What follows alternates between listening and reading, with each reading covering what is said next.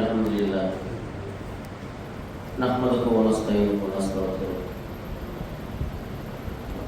نعوذ بالله من شرور انفسنا ومن سيئات اعمالنا من يهده الله فلا مضل له ومن يضلل فلا هادي له أشهد أن لا إله إلا الله وحده لا شريك له وأشهد أن محمدا عبده ورسوله أما بعد اللهم صل على محمد وعلى آل محمد كما صليت على إبراهيم وعلى آل إبراهيم إنك حميد مجيد اللهم بارك على محمد وعلى آل محمد كما باركت على إبراهيم وعلى آل إبراهيم إنك حميد مجيد அளவற்ற அருளாளனும் நிகரற்ற பேரும்புடனுமாகிய எல்லாம் வல்ல அல்லாஹ் ரப்பல் ஆலமீனுடைய திருப்பெயரை கொண்டு ஆரம்பம் செய்கின்றேன். சூரியன் உதிக்கக்கூடிய நாட்களில் மிகச்சிறந்த தினமாகிய இந்த வெள்ளிக்கிழமை ஈமான் கொண்ட விசுவாசிகளின் மீது கடமையாக இருக்கக்கூடிய இந்த ஜுமாவை நிறைவேற்றுவதற்காக நாம் எல்லாம் இங்கே கூடியிருக்கின்றோம். நம் அனைவரின் மீதும் அந்த ஏக இறைவனின் சாந்தியின் சமாதானமும் எங்களிடம் இங்கே நிலவட்டுமாகும். அன்பிற்குரிய சகோதர சகோதரிகளே, இன்றைய ஜுமாவினுடைய தலைப்பு நன்றி செலுத்துவோம் என்பதாகும். ஒரு மனிதன் தனக்கு செய்யப்பட்ட காரியங்களுக்கு நன்றி செலுத்தக்கூடியவனாக இருக்கிறார். மனிதர்களுக்கும் நன்றி செலுத்தக்கூடியவனாக இருக்கிறார், இறைவனுக்கும் நன்றி செலுத்தக்கூடியவனாக இருக்கிறான். மனிதனுக்கு நன்றி செலுத்தக்கூடிய மனிதன் இறைவனுக்கு நன்றி கெட்டவனாக இருப்பதை நம்ம பார்க்கிறோம். இது நம்ம சொல்ல அல்லாஹ் சொல்கிறான். அப்ப இந்த உலகத்தை அல்லாஹ் ரப்பல் ஆலமீன் படைக்கும் போது பல்வேறு படைப்பினங்களை ஏற்படுத்தியிருக்கிறார். மனிதனோடு சேர்ந்து நிறைய உயிரினங்கள் இந்த பூமியிலே வாழ்கின்றது. அல்லாஹ் ரப்பல் ஆலமீன் இந்த பூமியில் இருக்கக்கூடிய ஒவ்வொன்றையும் அவன் தான் படைத்தான். இறைவனுடைய திறமைகளை சொல்லி காட்டுகின்றான். அல்ஹம்துலில்லாஹி ஹலக்க ஸமாவாத்தி வல் அர்த, புகழுக்குரிய அல்லாஹ்வே வானங்களையும் பூமியையும் படைத்தான். வஜாலல் லுலுமாத்தி வன் நூர், இருள்களையும் ஒளியையும் அவனை படைத்தான். அப்படி சொல்லிட்டு இறைவன் தன்னுடைய திறமைகளை சொல்லி காட்டுகிறான். ஒரு பொருளை படைப்பதாக இருந்தால் அதற்கு ஒரு முன்மாதிரி வேண்டும். ஒரு போன் இருக்கு, செல்போன் இருக்கிறது என்றால் இந்த செல்போன் ஒருத்தர் கண்டுபிடித்து அதை முன்மாதிரியாக வைத்து இன்னொரு கண்டுபிடிப்பார். ஒரு பைக் இருக்குது, கார் இருக்குது என்றால் அதுக்கு ஒரு முன்மாதிரி வேண்டும். இது எப்படி இருந்துச்சு இதுக்கு முன்னாடி? சைக்கிள் ஆகிறது பைக்காக மாறியது, அதுக்கு மோட்டரை பொறுத்தணும் அந்த பைக்காக, அது மாதிரி முன்மாதிரி வேண்டும். ஆனால் அல்லாஹ் ரப்பல் ஆலமீன் படைக்கக்கூடிய படைப்புகளுக்கு மட்டும்தான் முன்மாதிரி கிடையாது. அல்லாஹ் சொல்கின்றான், பனீ ஸமாவாத்தி வல் அர்தி, அவன் வானங்களையும் பூமியையும் முன்மாதிரியின்றி படைத்தான். அல்லாஹ்வுக்கு முன்மாதிரி தேவை கிடையாது, அவன் ஆகி என்றால் ஆகிவிடும். அப்ப இந்த வானங்கள், பூமி, மலை, கடல், மிருகங்கள், பறவைகள், மனிதன், இதெல்லாம் அல்லாஹ்வுடைய படைப்பில் உள்ளவையாக இருக்கின்றன. ஒரு படைப்பிலேயே பல வித்தியாசங்களை காட்டக்கூடிய திறமை அல்லாஹ்வுக்கு மட்டும்தான் இருக்கு. ஒரு பொருளை படைத்தால் அது நிறைய வித்தியாசம் காட்டணும். உதாரணமாக ஒரு பாம்பு வச்சுக்குவோம். ஒரு பாம்புல எத்தனை வரைட்டு இருக்கு? நம்ம பார்க்கக்கூடிய இடங்கள்லயே எத்தனையோ வகை இருக்கு பாம்புகள். நம்ம பார்க்காம எத்தனையோ வகைகள் இருக்கு. விதவிதமான பாம்புகளை பார்க்கிறோம், தவளைகளை பார்க்கிறோம். நம்ம பகுதிகளில் பார்க்கக்கூடிய தவளை ஒரு 2 ரகம் பார்த்திருப்போம், தவளை பார்த்திருப்போம், தேரை பார்த்திருப்போம். ஆனால் இது இல்லாம இந்த உலகம் முழுக்க இந்த காடுகளில் வாழக்கூடிய தவளைகள் நம்ம தொலைக்காட்சிகளை பார்த்தோமே, ஆனால் எவ்வளவு வெரைட்டிகள் இருக்கு, ஒண்ணுக்கு ஒண்ணு வேறுபட்டு இருக்கிறது. அதனுடைய நிறத்தில் வேறுபட்டிருக்கிறது, அதனுடைய குணத்தில் வேறுபட்டிருக்கிறது. அப்ப இந்த மாதிரி ஒரு படைப்பை வித்தியாசமாக படைப்பதற்கு, ஒரே படைப்பை பல வகையான வித்தியாசமாக படைப்பதற்கு அல்லாஹ்வால் மட்டும்தான் முடியும். அல்லாஹ்வுக்கு நிகராக யாரும் படைத்து விட முடியாது. இதனால் மனிதன் படைக்கக்கூடிய அந்த ஆற்றல் அவனிடத்தில் இருந்தாலும் அவனால ஒரு உயிர் பொருளை படைக்க முடியாது. மனிதன் உருவாக்குகிறாங்க, விதவிதமாக சிந்தித்து பெரிய பெரிய பொருட்களை உருவாக்குகிறாங்க. ஆனா அல்லாஹ் படைக்க மாதிரி அவங்க படைக்க முடியுமா? இப்ப இன்றைக்கு அதிகமாக இருக்கக்கூடிய ஒரு தொழில்நுட்பம் என்ன? மனிதனுடைய விஞ்ஞானத்துல அதிகமாக கண்டறியப்பட்ட தொழில்நுட்பம் இந்த AI சொல்றாங்க, ஆர்டிபிஷியல் இன்டெலிஜென்ஸ், செயற்கை நுண்ணறிவு. இது என்ன செய்யுது? ஒரு இறந்து போன ஒருவரையும் இப்ப இருக்கக்கூடிய ஒருவரையும் ஒன்னா இணைத்து ஒரு வீடியோ போட்டு காட்டலாம். அது எப்படி என்ன செய்யுது? பார்க்க உண்மையான மாதிரி தெரியும். உதாரணமா சொல்வதா இருந்தால் ஒரு சமீபத்தில் வீடியோ காட்சி பார்த்திருக்கோம். இறந்து போன ராஜீவ் காந்தி, இப்ப இருக்கக்கூடிய ராகுல் காந்தி, ரெண்டு பேரும் பாப்பாவும் மகனும் ஒன்னா நின்றுட்டு பேசிக்கிட்டு இருக்க மாதிரி டீ சாப்பிடுற மாதிரி ஒரு வீடியோ போட்டிருந்தாங்க. எனவே செயற்கை தொழில்நுட்பம், இது செயற்கை தான், இது இயற்கை கிடையாது. அப்ப மனிதன் கண்டுபிடிக்கக்கூடிய எந்த ஒரு பொருளும் செயற்கையானது மட்டும்தான், அது தன்னுடைய இனத்தை பெருக்காது. அல்லாஹ்வுடைய படைப்புக்கும் மனுஷனுடைய படைப்புக்கும் வித்தியாசம் என்னவென்றால், அல்லாஹ் படைக்கக்கூடிய படைப்புகள் எல்லாம் தன்னுடைய இனத்தை பெருக்கும். யானையாக இருக்கட்டும், எறும்பாக இருக்கட்டும், கொசுவாக இருக்கட்டும், கண்ணுக்கு தெரியாத உயிரினமாக இருக்கட்டும், எதுவாக இருந்தாலும் அது என்ன செய்யும்? தன்னுடைய இனத்தை அது பெருக்கிக் கொள்ளும். முதல் முறை அல்லாஹ் படைப்பா, அதுக்கு பிறகு என்ன செய்யும்? அதுவே தன்னுடைய இனத்தை உற்பத்தி செய்து கொள்ளும். இது மனிதன் படைக்கக்கூடிய எடுக்குமே கிடையாது. மனிதன் எவ்வளவு பெரிய ஒரு ஆற்றல் மிக்க ஒரு பொருளை படைத்திருந்தாலும், எவ்வளவு அறிவார்ந்த ஒரு பொருளை படைத்திருந்தாலும், ஒரு கம்ப்யூட்டர் ஒரு ரோபோவை படைக்கிறான். ஒரு ரோபோ என்ன செய்யுது? எல்லாத்தையும் உள்வாங்கிட்டு போய் சொல்லுது. ஆனால் அதே மாதிரி ஒரு ரோபோவை உருவாக்கணும்னா முடியாது, அது கிடையாது. என்ன காரணம்? அதுக்கு கொடுக்கப்பட்ட அந்த மனிதன் கொடுத்த அறிவு மட்டும் தான் இருக்கு. ஆனால் அல்லாஹ் ரப்பல் ஆலமீன் படைத்த எல்லா பொருளுமே தன்னை போல ஒன்றை உற்பத்தி செய்யும், இனப்பெருக்கம் செய்யும். இதுதான் மனித படைப்புக்கும் அல்லாஹ்வுடைய படைப்புக்கும் ஒரு வித்தியாசமாக இருக்குது. அல்லாஹ் சொல்றான், அல் ஹாலித், சிறந்த படைப்பாளன். அப்ப எவ்வளவு படைப்பினங்கள் இருந்தாலும் சரி, அதை படைக்கக்கூடிய அல்லாஹ் ரப்பல் ஆலமீன் இருக்கான் பாருங்க, அவன் தான் சிறந்த படைப்பாளன். அல்லாஹ்வை போன்ற ஒரு சிறந்த படைப்பாளனை பார்த்திருக்க முடியாது. அல்லாஹ் படைத்த படைப்புகளிலேயே சிறந்த படைப்பு என்றால் மனிதன் தான். அல்லாஹ் எத்தனை உயிரினங்களை படைச்சிருக்கிறான்? ஒரு உயிர், இரண்டு உயிர், ஓரறிவு, ரெண்டறிவு, மூன்றறிவு, ஐந்தறிவு, ஆறறிவு. இப்ப இதுல சிறந்த படைப்பு மனிதன் கேட்டால் மனுஷன் தான் சிறந்த படைக்கலாம். அன்னைக்கு மலக்குமார்கள் கேட்டாங்க, யாருல உன்னை வணங்குவதற்கு நாங்க இருக்கிறோமே, இன்னொரு ஒரு கொஞ்சம் மனிதனை படைக்கிறார் சொல்லி கேட்கும் போது அல்ல என்ன சொல்றான்? அதற்கு பதில் அல்லாஹ் சொல்லி விட்டான், நீங்கள் அறியாது நான் அறிவு சொல்லிட்டு அல்லாஹ் சொல்லிட்டான். அதற்கான விலை அப்பொழுது கிடைத்து விட்டது. மலக்குமார்களுக்கும் நபி ஆதம் அலைஹிஸ்ஸலாம் அவர்களுக்கும் போட்டி வைக்கப்பட்டு அது ஆதம் அலைஹிஸ்ஸலாம் அவர்கள் வெற்றி பெற்று விட்டார்கள். அப்ப அல்லாஹ் ரப்பல் ஆலமீன் படைத்த படைப்பினங்களிலேயே மிகச்சிறந்த படைப்பு என்ன? மனித படைப்பினம். இதற்காக அந்த மனித படைப்புக்கு நம்ம சிறந்த படைப்பு செய்வோம். மனிதன் மட்டும்தான் சிந்திக்கக்கூடிய ஆற்றல் உருவானவனாக இருக்கிறான். மனுஷன் மட்டும் என்ன செய்யறான்? சிந்திக்கக்கூடிய ஆற்றல் இருக்குது. ஆடு இருக்குது, மாடு இருக்குது, எல்லாம் இருக்குது, விலங்குகள் இருக்குது. இதெல்லாம் சிந்திக்கக்கூடிய அறிவு கிடையாது. ஆனால் மனிதனுக்கு மட்டும்தான் இந்த ஆறாவது அறிவாக இருக்கக்கூடிய பகுத்தறிவு என்று ஒன்று இருக்கிறது. மற்ற விலங்குகள் கிடையாது. ஒண்ணு யோசிச்சு பார்ப்போம். இப்ப மாடு இருக்குது, மாடு கண்ணு போடுது. கண்ணு போடக்கூடிய மாடு என்ன செய்யுது? ஒரு அரை மணி நேரத்துல அந்த கண்ணு எதிர்த்து நடந்துருது. ஒரு ஆடு இருக்கிறது, ஆடு என்ன செய்யும்? குட்டி போட்ட உடனே ஒரு அரை மணி நேரத்துல எதிர்த்து நடந்துடும். யானை இருக்கிறது, யானை என்ன செய்யும்? ஒரு அரை நேரத்துல ஒரு நேரத்துல எதிர்த்து நடந்து போய் தன்னுடைய தாய் வீட்டுல பால் குடிக்கும். ஆனா மனிதன் மட்டும் என்ன செய்யறான்? நடப்பதற்கு 2 ஆண்டுகள் ஆகிறது. இதுக்கு என்ன காரணம்? 5 வயதாக இருக்கக்கூடிய மாடும் சரி, ஆடும் சரி, உடனே நடந்துருது. மனிதன் மட்டும் எதற்காக நடப்பது 2 ஆண்டு ஆகும் என்றால், மனிதன் எத்தனை காலம் நிற்கிறான்? 2 காலம் நிற்கிறான். மற்ற விலங்குகள் எல்லாம் 4 காலம் நிற்குது. மனிதன் மட்டும்தான் 2 கால்களில் நிற்கின்றான். இந்த 2 கால்களை சமநிலைப்படுத்துவதற்காகத்தான் இந்த 2 வருடங்கள் ஆகிறது. மற்ற இடத்துல 4 கால். மனிதனை மாதிரி ஒரு 6 அடி உயரம் கொண்ட ஒரு பொருளை நம்ம நிக்க வைக்க முடியுமா? 2 காலம் நிக்க வைக்க முடியுமா? ஒரு போர்டு இருக்குது, ஒரு பொம்மை இருக்குது. ஒரு மனிதன் மாதிரி ஒரு 6 அடி உருவம் கொண்ட பொம்மையை கொண்டு வந்து நிக்க வச்சா அந்த பொம்மை நிக்குமா? 2 கால்ல நிக்காது. மனிதன் மட்டும்தான் 2 காலம் நிற்கக்கூடியது.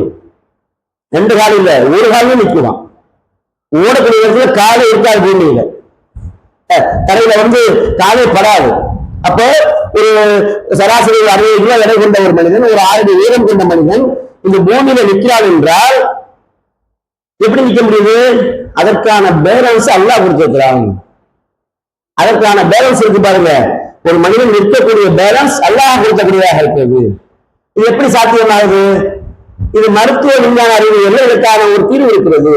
எப்படி என்றால், ஒரு மனுஷன் வச்சுக்கோங்க, அவன் நிற்கிறான்ல, இது எப்படி நிற்கிறான், எப்படி ஸ்டாண்டா நிற்கிறான் என்று கேட்டால் அவனுடைய கால் பலம் கிடையாது. என்ன பலமாக இருக்கிறது? ஒரு 100 கிலோ வெயிட் தூக்குறான்னு சொல்லுவோம். ஒரு வெயிட் லிஃப்டர் இருக்கான், 200 கிலோ தூக்குறான். அவனை பலமாக நிற்க வைக்கக்கூடியது அவனுடைய காதுகள். கேட்பதற்கே புதுசா இருக்கும். ஒரு மனுஷன் நிற்கிறதுக்கு ஆதாரமா இருக்கு, காதுல ஆதாரமா இருக்கு. ஆனால் நீங்கள் என்ன சொல்லுது, மனிதன் பூமியில நிற்பதற்கு 2 காலையும் 2 சமமாக நிற்பதற்கு ஆதாரம் என்னவென்றால் அவனுடைய இந்த 2 காதுகள். எப்படி இந்த 2 காதுகளில் இருந்து செல்லக்கூடிய மூளைக்கு செல்லக்கூடிய 2 நரம்புகள் தான் மனிதனுக்கு சமநிலையை கொடுக்கிறது. கேட்பதற்கு ரொம்ப புதுசா இருக்கும். இது எல்லாரும் சொல்லி காட்டுறேன். இப்ப இந்த 2 காதுகள்ல இருந்து சொல்லி பாருங்க, மூளைக்கு போய் பாருங்க, அந்த நரம்பு அதுல ஒரு காது வழியாக செல்லக்கூடிய நரம்பில் இருந்து ரத்த ஓட்டம் நின்று விட்டால், தடைபட்டு விட்டால் மனிதன் மயக்கமாகி விடுவான். அவன் எவ்வளவு பெரிய பலசாலியாக இருந்தாலும் சரி, அவன் எவ்வளவு பெரிய வெயிட்டை தூக்கக்கூடியவனாக இருந்தாலும் சரி, 2 காதுகள் ரத்த ஓட்டம் சரியாக இருக்கணும். இந்த ரத்த ஓட்டம் சரியாக இல்லை என்றால் மனுஷன் என்ன செய்வான், மயக்கமாகி விடுவான். அவனுக்கு சமநிலை கிடைக்காது, கீழே விழுந்து விடுவான். இந்த பிரஷர் எல்லாம் அந்த வகையில் வர்றதுதான். Pressure, low pressure, high pressure எல்லாம் என்ன செய்யும், மனிதனை மயக்கமடை செய்துவிடும். என்னதான் பலசாலியாக இருந்தாலும் சரி, அவனுக்கு ரத்த அழுத்தம் சீராக இருக்க வேண்டும். அந்த ரத்த ஓட்டம் மாறும் போது அவனுக்கு மயக்கம் வந்துடும். இப்ப நீங்க டாக்டர்கிட்ட போங்க, எனக்கு வந்து ஒரே மயக்கம் டாக்டர் என்ன செய்வாருன்னா வெட்டின்னு சொல்லிட்டு ஒரு மாத்திரை கொடுப்பாரு. வெட்டின், மயக்கத்துக்குரிய மாத்திரை வெட்டின். இந்த மாத்திரை என்ன செய்யும் என்றால் காதுகளில் இருந்து மூளைக்கு செல்லக்கூடிய அந்த நரம்புல இருக்கக்கூடிய ரத்த ஓட்டத்தை சீராக்கும். அதான் அந்த மருந்துடைய வேலை. மயக்கத்தை குணப்படுத்த எப்படி குணப்படுத்தும் என்றால் அது என்ன செய்யும், நம் காதுகளில் இருந்து செல்லக்கூடிய ரத்த ஓட்டத்தை சீராக ஆக்கும். இதான் அந்த வெற்றின் மருந்துக்கூடிய வேலை. அப்போ ஒரு மனிதனுக்கு 2 காதுகளில் இருந்து செல்லக்கூடிய நரம்புகள் வழியாக ரத்தம் சரியாக மூளைக்கு சென்றால் மட்டும்தான் அவன் இந்த பூமியில சமநிலையாக நிற்க முடியும். இல்லாவிட்டால் சாய்ந்து சமநிலை இழந்து விடுவான். அப்ப அல்லாஹ் ரப்பல் சொல்கின்றான், அல் பக்ராவுடைய அத்தியாயத்துல 7வது வசனம் சொல்கிறான், ஹத்தமல்லாஹு அலா குலூபிஹிம் வ அலா சம்இஹிம், அல்லாஹ் அவனுடைய இதயங்களையும் அவனுடைய செவிப்புலனையும் முத்திரையிட்டு விட்டான். யாருடைய செவிப்புலங்க, யார் அல்லாஹை மறுக்கிறானோ அவனுடைய இதயங்களையும் செவிப்புலனையும் முத்திரையிட்டு விட்டான். அவனுக்கு வந்து என்ன செய்யாது, எதுவும் கேட்காது. அவனுடைய மூளைக்கு போய் எதுவும் செவிப்புலன் எடுத்துட்டான், அவனுடைய மூளைக்கு போய் அந்த செய்தி போய் சேராது என்று அல்லாஹ் ரப்பல் ஆலமீன் தெரிவிக்கின்றான். அது இன்னொரு சொல்லும் போது, குல்மை யர்சூக்கும் மினல் ஸமாஇ வல் அர்தி, நபியே நீங்க கேளுங்க, வானத்திலிருந்து பூமியிலிருந்து உங்களுக்கு உணவளிப்பது யார் என்று கேளுங்க அப்படின்னு சொல்லி அல்லாஹ் கேட்கிறானே. அடுத்து மிக முக்கியமானது, அம்மன் எம்லிக்கு அஸ்ஸமாவ வல் அப்சாரா, உங்கள் பார்வைகளையும் உங்களுடைய செவிப்புலனையும் என்னுடைய கட்டுப்பாட்டில் வைத்திருப்பவன் யார் என்று அல்லாஹ் கேட்கிறானே. அப்ப நம்முடைய பார்வையும் நம்முடைய செவிப்புலனும் அல்லாஹ்வுடைய கட்டுப்பாட்டில் இருக்கிறது. நம்ம அதனால்தான் நம்ம என்ன செய்யறோம், சமநிலையாக நம்ம இருக்கிறோம். சமநிலையாக நம்ம இதெல்லாம் இல்லாதவங்க அல்லாஹ் என்ன சொல்றான், உங்களுக்கு செவிகள் அடைக்கப்பட்டு சொல்றான். என்ன அர்த்தம், நீங்க சமநிலையில் இல்லை. யார் அல்லாஹை மறுக்கிறாரோ, யார் அல்லாஹுடைய அந்த நியமத்துகளை மறுக்கிறாரோ, அல்லாஹுடைய அருட்கொடைகளை யார் மறுக்கிறாரோ அவர் இந்த உலகத்துல சமநிலையில் இல்லாதவர். யார் அல்லாஹை மறுக்கிறாரோ அவர் எப்படி அவருடைய செவிகள் மூடப்பட்டிருக்கிறது, அவருடைய இதயங்கள் மூடப்பட்டிருக்கிறது அல்லாஹ் சொல்லி காட்டுகின்றான். அப்ப அல்லாஹ் சொல்லி காட்டுகின்றான்,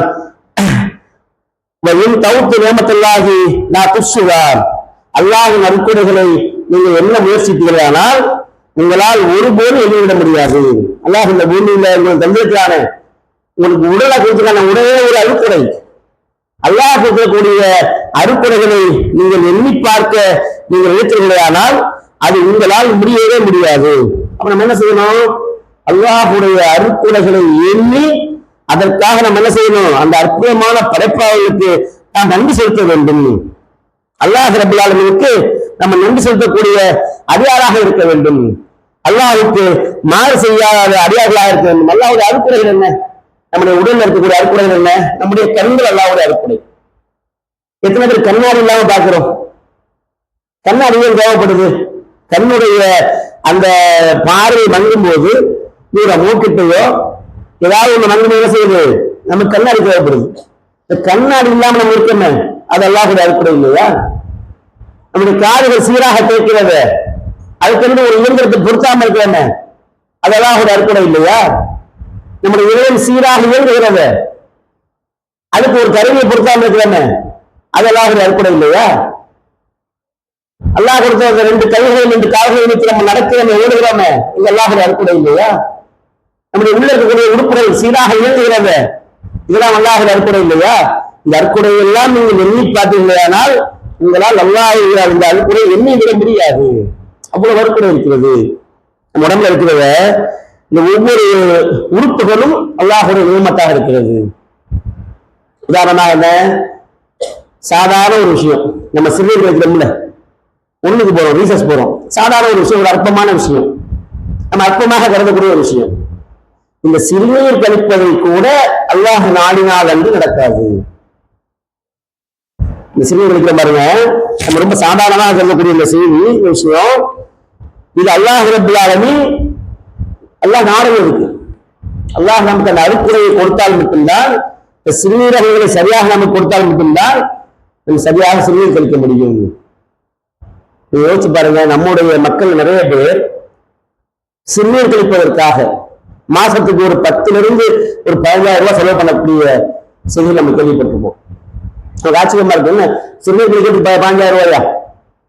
நம்ம சாதாரண கழிச்சு வரோமே, வில்லாசங்களில் போய் பாத்ரூம் கழிச்சு வரோம், இதே 15,000 செலவு பண்ணி நம்ம யோசிக்கலாம். சிறுநீர் என்ன செய்யுது? சிறுநீர் என்பது என்ன? யூரின் என்பது என்ன? யூரின் என்ன உருவாகுது? நம்முடைய கிட்னிகள் உருவாகுது சிறுநீரகங்கள். இது என்ன செய்யுது? சிறுநீரகங்கள் ரத்தத்தில் இருக்கக்கூடிய உப்பை தனியாக பிரிக்கிறது. நம்ம ரத்தத்துல உப்பு இருக்குது, உப்பு என்ன செய்யுது? சிறுநீரகங்கள் தனியாக பிரித்து பிரித்து பிரித்து நீர் வழியாக வெளியே அனுப்பிவிடுகிறது. இந்த செயலை என்ன செய்யணும்? கிட்னி சரியா செய்யணும். சரியாக செய்யாவிட்டால் அந்த உப்பு என்ன செய்யும்? உடலை வீங்க செய்துவிடும். இதான் கிட்னி ஃபெயிலியர் சொல்லுவாங்க. இதான் என்ன செய்யறாங்க நிறைய மக்கள்? வாரந்தோறும் டயாலிசிஸ் கேள்விப்பட்டிருப்பீங்க. டயாலிசிஸ் என்பது என்ன? நம்ம சாதாரணமாக செய்யக்கூடிய இந்த சிறுநீர் கழிக்கக்கூடிய வேலையை மிஷின் மூலமாக செய்வது. இந்த ரத்தத்தை அப்படியே வெளியே எடுத்து அதை அந்த மிஷின்ல ஓட்டி அதுல உள்ள உப்பை பிரித்து விட்டு திரும்ப மறுபடியும் இந்த ரத்தத்தை ஏற்றுது. ஒரு வழியா போகும், ஒரு வழியாக வரும். இதுதான் டயாலிசிஸ். இதை செய்வதற்கு செலவு 3,000 ரூபாயில இருந்து 5,000 ஒரு வாரத்துக்கு வந்துடுறோம். தினசரி செய்யக்கூடிய மக்கள் இருக்கிறார்கள், மாசம் ஒரு முறை செய்யக்கூடிய மக்கள் இருக்கிறார்கள், வாரத்துக்கு 2 முறை செய்யக்கூடிய மக்கள் இருக்கிறார்கள். இதோட செலவு 3,000, 4,000, 5,000. இந்த செலவு செய்தாதான் நம்முடைய உடல் இருக்கக்கூடிய ரத்தம் இருக்கு பாருங்க, இந்த ரத்தத்தில் இருக்கக்கூடிய உப்பை பிரிக்க முடியும். இதை நம்ம எப்படி செஞ்சிருக்கோம்? சாதாரணமா ஒரு நாளைக்கு 5 முறை நம்ம ஒண்ணுக்கு போறோம்ல, 5 முறை நம்ம சிறுநீர் கழிக்கிறோம்ல, ஏதாவது செலவு பண்றோமா? இது செலவு பண்றது கிடையாது. ஏதாவது அதை பத்தி பஸ் ஸ்டாண்டுகளுக்கு போனா ஒரு 5 ரூபா கொடுத்து உள்ள போவோம், அவ்வளவு 5 ரூபா செலவு பண்ணும். நம்ம பள்ளியாசல போய் இலவசமா சிறுநீர் கழிச்சு வரோம். ஆனால் இந்த டயாலிசிஸ் செய்யக்கூடிய மக்கள் செய்யக்கூடிய செலவு என்ன? 4,000, 5,000, 10,000 அரேஞ்ச் பண்றாங்க. ஒரு மாதத்திற்கு 10 முதல் 20,000 வரை செலவு செய்து இந்த உப்பை பிரித்தெடுக்கிறார்கள். நம்ம சாதாரணமாக அல்லாஹ் நமக்கு கொடுக்கக்கூடிய அந்த நியமத்து அவர்களுக்கு இல்லை. அந்த டயாலிசிஸ் பண்றாங்கல்ல, அவருடைய உணவு முறைகளை கேள்விப்பட்டோம்னா நமக்கு ரொம்ப கவலையாக இருக்கும். நம்ம என்ன செய்யறோம்? நமக்கு தாகம் எடுத்தா உடனே தண்ணி ஊற்றி குடிக்கிறோம், சர்பத்தை வாங்கி குடிக்கிறோம், டீ வாங்கி குடிக்கிறோம். ஆனால் இந்த டயாலிசிஸ் செய்யக்கூடிய மக்கள் என்ன செய்வாங்க? அவங்களுக்கு வந்து ஒரு லிமிட் இருக்கிறது. ஒரு நாளைக்கு எவ்வளவு தண்ணி குடிக்கணும்? 1/2 லிட்டர் அதிகபட்சம் ஒரு நாளைக்கு, 1/4 லிட்டர், சில பேருக்கு 100 மில்லி. இது தண்ணி மட்டும் கிடையாது, தண்ணி, சாம்பார், ரசம், மோர் எல்லாம் சேர்த்து 100 மில்லி, 1/2 லிட்டர். இதை கொஞ்சம் அதிகமாகிவிட்டால் அவர்களுக்கு உடல்நிலை சரியில்லாமல் போய்விடும். அப்ப இப்படி ஒரு விஷயத்தை அல்லாஹ் எல்லாமே பாதுகாத்து இருக்கிறாங்க. இப்படி ஒரு விஷயத்தை நம்ம எல்லாம் என்ன செஞ்சிருக்கான்? ரொம்ப எளிமையாக்கி வச்சிருக்கிறான். நம்ம நினைச்சோம்னா நம்ம சிறுநீர் கழிச்சு வந்துடுறோம், நம்முடைய ரத்தத்தில் இருக்கக்கூடிய உப்பை வெளியாகிட்டு வந்துடுறோம். ஆனால் இது நிறைய மக்களுக்கு இது இல்லை, இது கிடைக்கவில்லை. இந்த நியமத்தில் அல்லாஹ்வுடைய ரஹ்மத்து கிடைக்கவில்லை. அப்ப அல்லாஹ் ரப்பல் சொல்கின்றான், மனுஷனுக்கு அலம் நஜாலஹு ஐனைன் வ லிசானஹு வ ஸஃபத்தைன், நாம் அவர்களுக்கு 2 கண்களையும் ஒரு நாவையும் உதடுகளையும் கொடுக்கவில்லையா? மனுஷனுக்கு 2 கண்ணை நான் கொடுக்கலையா? ஒரு நாவை கொடுக்கலையா? ஒரு உதடை கொடுக்கலையா? ஒரு நாவு இல்லாத ஒரு சுவை பார்க்க முடியுமா? நம்ம என்ன சாப்பிடணும் தெரியுமா? நான் இந்த நாக்கு இல்லைனாக்கா அவர் சொல்கின்றான், எல்லாரும் சொல்லிட்டு எல்லாம் சொல்லுகின்றான், நான் இவ்வளவு அருக்குடைகளை மனிதனுக்கு வழங்கி மனிதன் எப்படி இருக்கிறான்? இன்னல் இன்சானி ரப்பிஹி லகனூத், மனிதன் தன்னுடைய இறைவனுக்கு நன்றி கெட்டவனாக இருக்கிறான். நம்ம சொன்னா எவ்வளவு பெரிய அருக்குடை, ஒரு சிறுநீர், சாதாரண ஒரு சிறுநீர் என்று அல்லாஹ்வுடைய அருக்குடை. நம்ம இவ்வளவு மனிதனுக்கு செய்திருக்கிற மனிதன் செய்யறான். இன்னல் இன்சானி ரப்பிஹி லகனூத் வ இன்னஹு அலா தாலிக லஷஹீத், அவனே அதற்கு சாட்சியாக இருக்கிறான். மனிதன் இறைவனுக்கு நன்றி கெட்டவனாக இருக்கிறான், அவனே அதற்கு சாட்சியாகவும் இருக்கிறான். ஆனால் அவன் செல்வத்தை நேசிப்பதில் மிக கடுமை காட்டுகிறான். அவனுடைய நோக்கம் என்னவா இருக்கிறது? நீங்க செல்வத்தை சேர்க்க வேண்டும் என்பதுதான் ஒரு நோக்கமாக இருக்கிறது. நினைச்சுக்கிட்டோம் எல்லாம் நமக்கு காசு தரலையே, நமக்கு பணம் தரலையே, நம்மளை பணக்கார நாட்டிலேயே, நம்மளை ஏழையாக வைத்திருக்கிறானே அப்ப நம்ம நினைக்கிறோமே. நினைக்கணும் அல்லாஹ் எனக்கு இந்த கண்களை கொடுத்திருக்கிறானே, கண் தெளிவாக இருக்கிறது, எனக்கு இந்த கைகளை கொடுத்திருக்கானே, எனக்கு இந்த கால்களை கொடுத்திருக்கானே, எனக்கு ஒரு இதயம் சீராக இயங்குத, என்னுடைய சிறுநீரகங்கள் சீராக இயங்குத, அல்லாஹ்வுடைய அருட்கொடை. அதற்காக நம்ம என்ன செய்யணும்? அல்லாஹ்வுக்கு நன்றி செலுத்த வேண்டும். அல்லாஹ்வுக்கு நம்ம நன்றி செலுத்தினோமையானால் எப்படி நன்றி செலுத்தணும்? நம்ம அல்லாஹ்வுக்கு காசு பணம் கொடுக்க போறோமா? கொண்டு நம்ம சம்பாதிக்கக்கூடிய பணத்தை வந்து பங்கு கொடுக்க போறோமா இறைவனுக்கு? அல்லாஹ் எதிர்பார்க்கிறது என்ன? ஜின்களையும் மனிதர்களையும் என்னை வணங்குவதற்காகவே தவிர நான் படைக்கிறேன் சொல்றானே. இந்த வணக்கத்தை நாம் சரியாக செய்யணும். நம்முடைய அஸ்திவாரம் என்னவா இருக்கணும்? நம்முடைய அஸ்திவாரம் ஏகத்துவமாக இருக்க வேண்டும். வணக்கம், தொழுகை சரியாக இருக்கணும். அல்லாஹ் நம்ம நன்றி செய்யக்கூடிய விஷயம் என்ன? ஒரே விஷயம், தொழுகை. இந்த தொழுகையை நம்ம சரியாக செய்தமையானால் அல்லாஹ் என்ன செய்யறான்? மகிழ்ச்சி அடைகிறான். என்னுடைய அடியான் நான் வழங்கிய அருக்குடைகளுக்காக எனக்கு நன்றி செய்யான்னு சொல்லிட்டு அல்லாஹ் மகிழ்ச்சி அடைகிறானே, அந்த மகிழ்ச்சி அடையக்கூடிய அடியாராக நாம் இருக்க வேண்டும். அல்லாஹ் சொல்லக்கூடிய நன்றி கெட்ட அடியானாக இருந்து விடக்கூடாது. நன்றி கெட்ட அடியான் என்பது அல்லாஹ்வுக்கு எதிரானவன், அல்லாஹ் சபிக்கக்கூடியவன். அந்த அடியானாக நம்ம மாறிவிடக்கூடாது. அல்லாஹ் ரப்பல் ஆலமீன் நமக்கு கொடுக்கக்கூடிய இந்த நியமத்திற்கு பாருங்க, அருக்குடை இருக்கு பாருங்க, இந்த அருக்குடைகளுக்கு நம்ம நன்றி செலுத்தக்கூடிய மக்களாக இருக்க வேண்டும். பிற மக்களை நம்ம ஒப்பிட்டு பார்க்கணும். எப்படி ஒப்பிட்டு பார்க்கணும்? நம்முடைய மேல்நிலையில் மக்களை ஒப்பிட்டு பார்க்க கூடாது. நமக்கு கீழே இருக்காங்க பாருங்க, அவர்களை ஒப்பிட்டு பார்க்கணும். இவர்கள் ஒப்பிடும்போது அல்லாஹ் நல்லா வச்சிருக்கான், இவங்க ஒப்பிடும்போது அல்லாஹ் எனக்கு வீடு கொடுத்திருக்கான். வீடுலாம் நிறைய மக்கள் இருக்காங்க, ஆஸ்பத்திரியில சிகிச்சை பெறக்கூடிய மக்கள் இருக்காங்க, அவங்களை ஒப்பிடும்போது அல்லாஹ் நல்லா வச்சிருக்கான். அல்லாஹ் அவருடைய அருக்குடையை கொடுத்திருக்கிறான். நான் அதற்கு நன்றி செலுத்தக்கூடிய அரியானாக இருப்பேன் என்று நாம் அல்லாஹ்வுக்கு நன்றி செலுத்தக்கூடிய அரியானாக இருக்க வேண்டும். ஏகத்துவத்திலே உறுதியாக இருந்து முக்கியமான விஷயம் என்ன? நன்றி செலுத்த எப்படி செலுத்தணும்? அல்லாஹ்வுக்கு நன்றி செலுத்தணும். இதெல்லாம் ஏன் அல்லாஹ் சொல்றான்? எல்லாம் உனக்கு கொடுத்தது யாரு? கொடுத்தது அல்லாஹ். நீ அல்லாஹ்வை விட்டு விட்டு வேறு படைப்புகளை வணங்கும் போதுதான் அல்லாஹ்வுக்கு கோபம் வருகிறது. அப்படிப்பட்ட நன்றிகள் அரியானாக நாம் மாறிவிடக்கூடாது. நமக்கு அருட்குடைகளை வழங்கிய அல்லாஹ் ரப்பல் ஆலமீனுக்கு நாம் நன்றி செலுத்த வேண்டும். நன்றியுள்ள அடியாராக நீங்களும் நானும் ஆகிய நம்முடைய நாளை மறுமை வாழ்க்கையிலே சூழத்தை அடையக்கூடிய நன்மக்களாக ஆக வேண்டும் என்று கூறிய சொல்கிறேன். ரப்பில் ஆலமீன். அஸ்ஸலாமு அலைக்கும் வரஹ்மத்துல்லாஹி வபரகாத்துஹு. அல்ஹம்துலில்லாஹ். அன்புக்குரிய சகோதர சகோதரிகளே, நம்முடைய மாநில தலைமை சார்பில் ஏப்ரல் 25ஆம் தேதி முதல் மே 25ஆம் தேதி வரை ஒரு அஜெண்டாவை அறிவித்திருக்கிறார். நமது வக்ஃபு நமது உரிமை என்கிற இந்த குரல் பிரச்சாரம் தமிழ்நாடு முழுக்க நடைபெற்றுக் கொண்டிருக்கிறது. நமது வக்ஃபு நமது உரிமை என்று சொல்வது கூட எப்பேற்பட்ட வார்த்தை பாருங்க. என்னுடைய பொருளுக்கு நானான உரிமைக்காரன். எத்தனையோ ஆண்டுகளாக, பல 100 ஆண்டுகளாக, 1000 ஆண்டுகளாக வைத்திருக்கக்கூடிய பொருள் என்னுடைய பொருள் தானே.